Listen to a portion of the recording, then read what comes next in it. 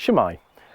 Today I'm down by the local stream, as you can see, and it's to look at a gorgeous early flowering plant, the wood anemone. It's Anemone nemorosa, or in Welsh, Blodyn y Gwynt. And actually, I've put my wellies on today because to get to it, I need to just cross across here, and it's on the bank on the other side, and we'll just see if we can see it by there. This wonderful little perennial is found in copses, deciduous woodlands, meadows, hedgerows, anywhere that's shaded and damp. And it can form a dense carpet. It's one of the earliest spring flowers, so it's good for pollinators. Now, the flowers appear now sort of March to May kind of time, and they're solitary, which means that it's a single flower from that plant there, and can be up to about 40 millimeters across. Now they're white, as you can see there. Now it's very difficult to, I'm not sure we can quite see it there, but they're tinged and veined with like a purplish colour. Now they can turn their backs on the slightest breeze, so in the slightest bit of wind they kind of turn away from it, which is another reason why they're called the wind flower. Now there's normally 5 sepals, or between 4 and 9 really, and the flowering stem has a whorl of 3 leaves, so you can see down there, there's one big one there, 2, and that one on the top there. About 2/3 of the way up the stem, so you can see there's the stem running down. So about 2/3 of the way up, you've got that whorl of 3 leaves there. And the flowers produce a single seed. Now the leaves are described as palmate. So you can see there, because there are flowers that look quite similar, but it's the leaves that really tell you that these are wood anemones.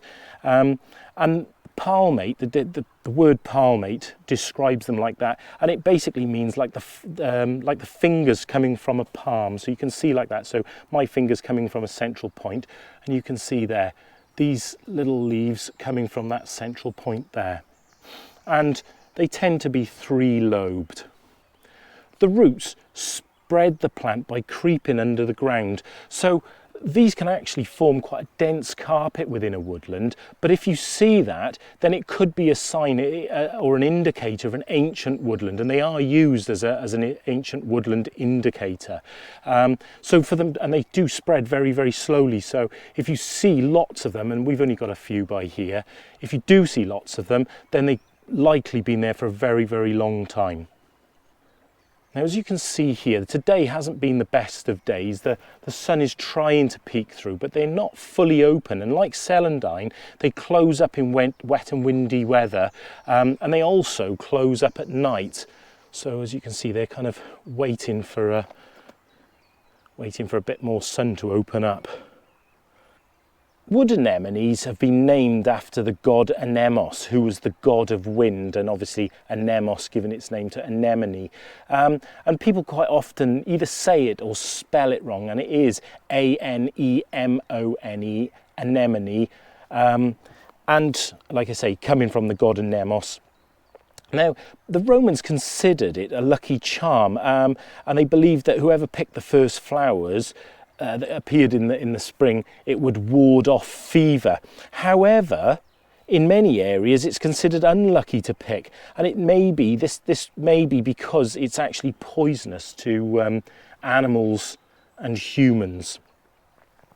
But it's also said that it sprung up where Aphrodite's tears fell as she wept over the death of Adonis. Some people also believe that fairies will sleep underneath wood anemones. Now these, there's not enough here really to give off a strong smell, but they also go by the name, I've said wind flower because they'll turn away from the wind. As the wind blows, they'll turn their back to the wind. But they also go by the name of smell fox because they can give off quite a strong smell, a bit like a fox's wee. So the wood anemone, Another fantastic reason to get yourself outside in the spring.